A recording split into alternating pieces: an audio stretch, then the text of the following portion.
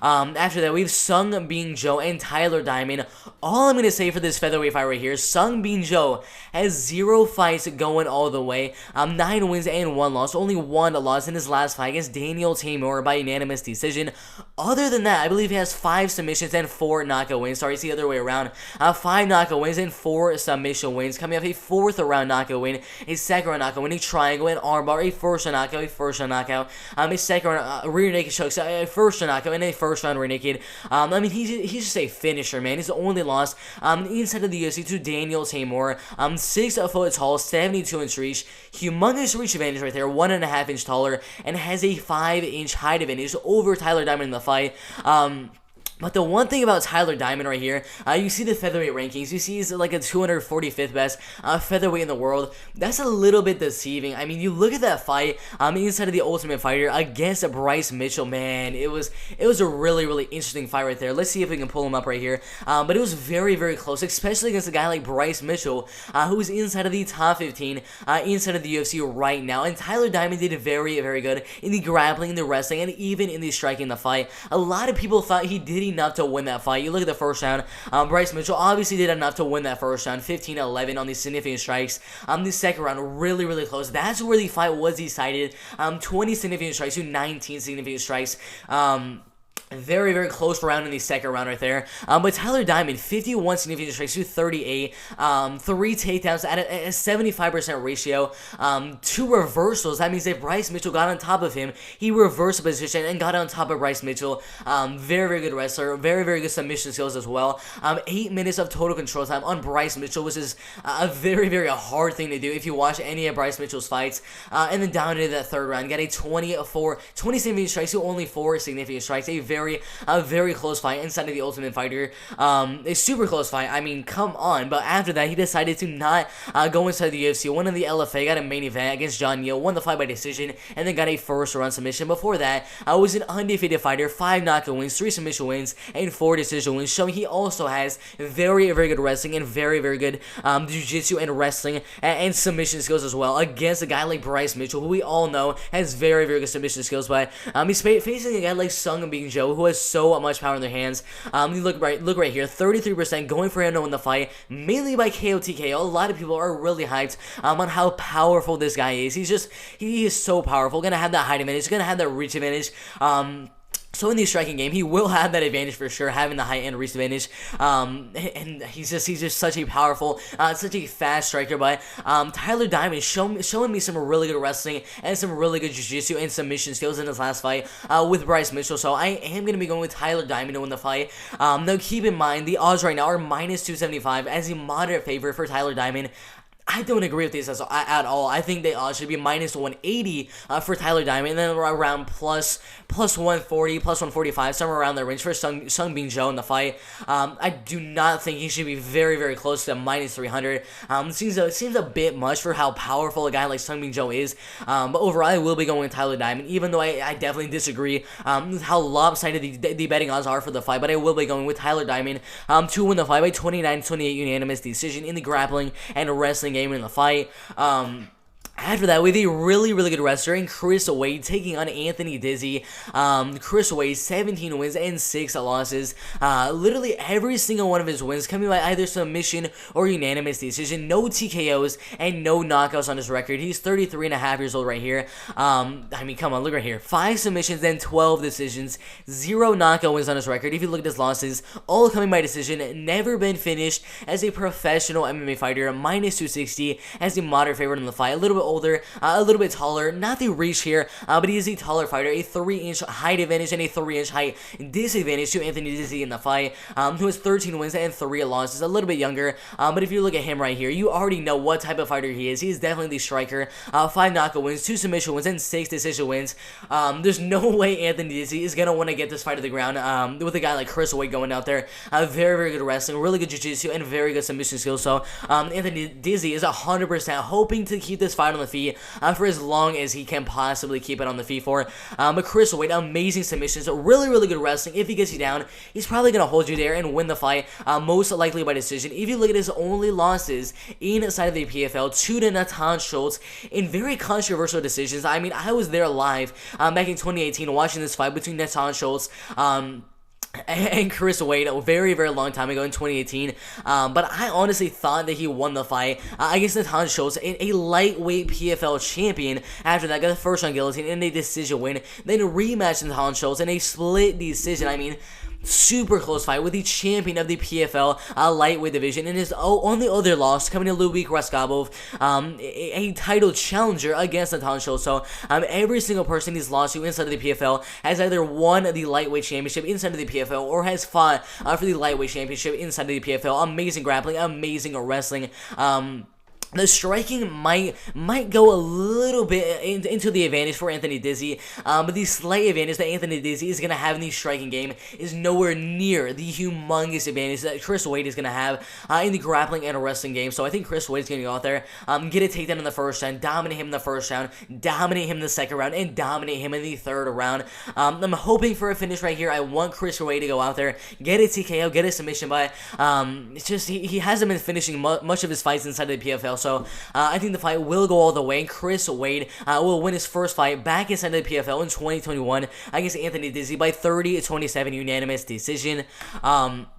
After that, we have Akhmad Aliyev, an amazing striker with Mikhaili Umtsisov. If I'm saying the name correctly, this fight is a lightweight fight right here. Akhmad Aliyev, the striker in the fight, 100%. The man has some serious power. 78% going for Adistov to win the fight, and he is the underdog in the betting odds. The main way I'm really thinking that there's so many people going for the underdog in Mikhaili Umtsisov to win the fight is just because that record, 18 wins and 2 losses. You look at the record, you're like, wow, that's a really good record. Out of 20 fights, he's only lost 2 fights, one of which being a disqualification right here, and the other being a guillotine in a main event inside of WWFC. Other than that, he was doing really good. But the thing is, out of his 18 wins, you look down here, 4-5, 2-2, 0-1, 1-3, and 6-4, not bad. 2-2, 17-9, 0-1, 0-3, 2-1, 10-9. Decent competition. 2-6,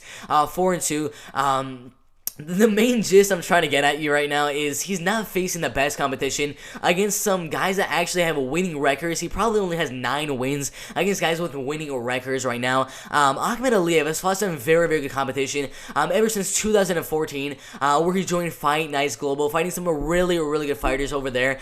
Second round, liver kick knockout, 2 decisions. Second round knockout, losing 1 fight to Venir Galiev. Going on an amazing win streak right there. Joining the PFL in 2019, getting a first round knockout over Carlos Silva, and then going 1-1 with Chris Wade, and then Rashid Magomedov, and then losing to Natan Schultz.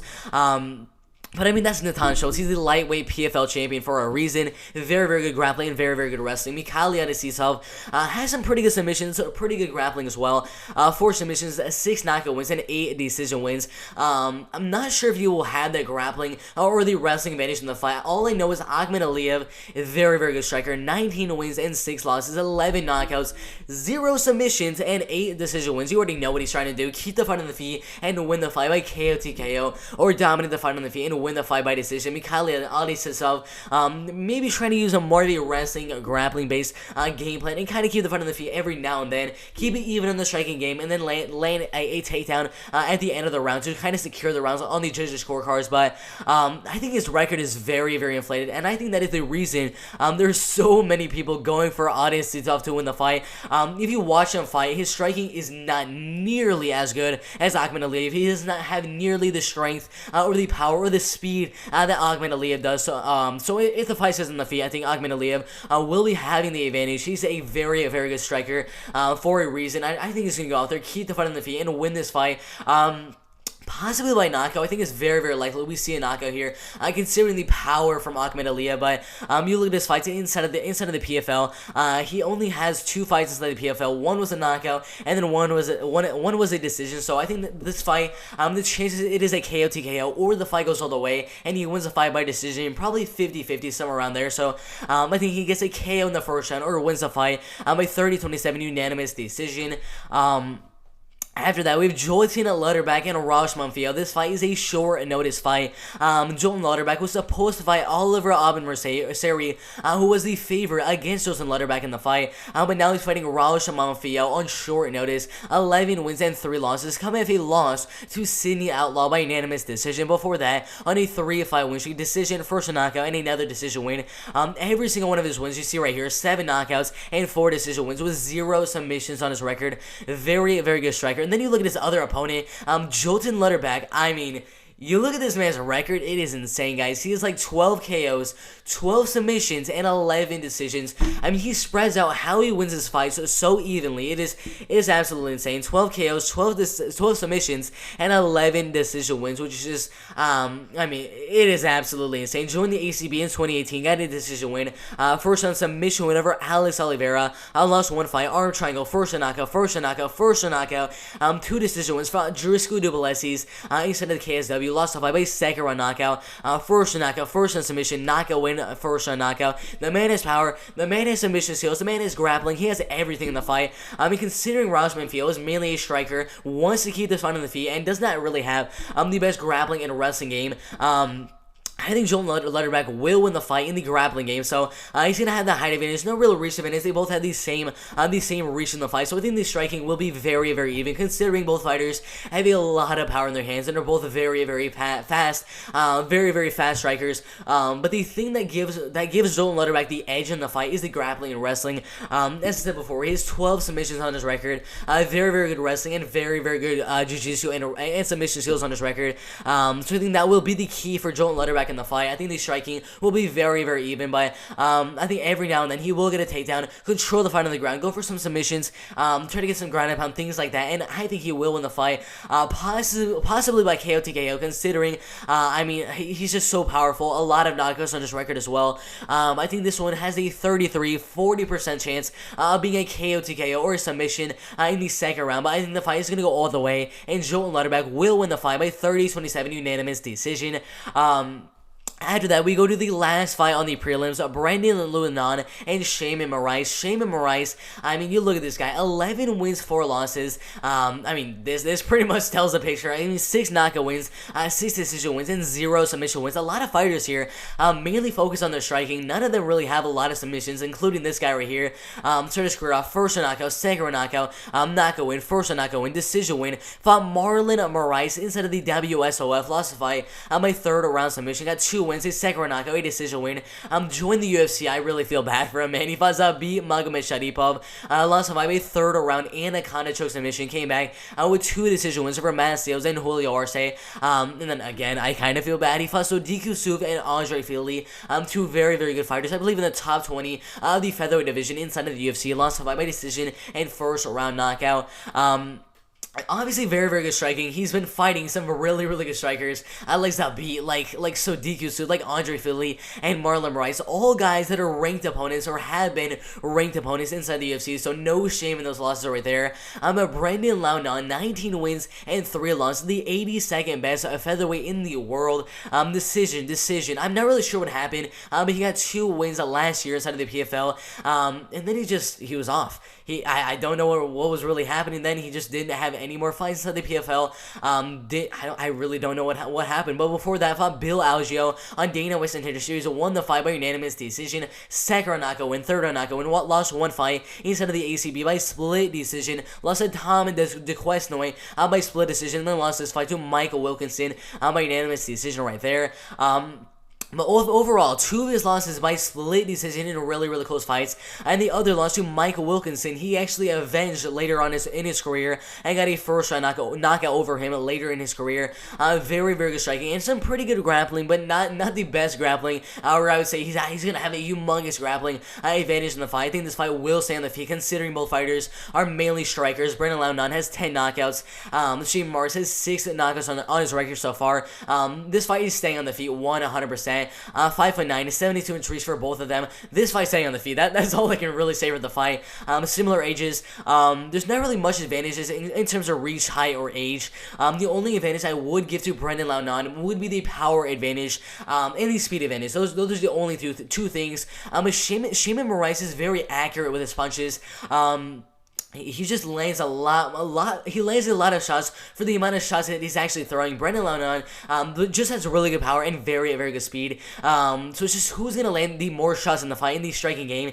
And I think that's going to be Brendan Launon. He has a lot more experience than Shimon Moraes. Maybe not against the best competition as Shimon Moraes does. I mean, he's fought like Zabi, Andre Fili, Sodiq Yusuff, and Marlon Rice. Even though he's fought all those amazing fighters inside the UFC and inside of WSOF, Brendan Launon has had so much experience fighting Bill Algeo, fighting inside the PFL, fighting inside of ACB, he's fighting inside of BAM, fighting inside the UFC early in his career against Mike Wilkinson. I mean, he's a very, very good striker for a reason. I think this fight will stay in the feet, and I think Brendan Launon will have a very, very slight advantage in the fight. This one's going to be a very, very close one.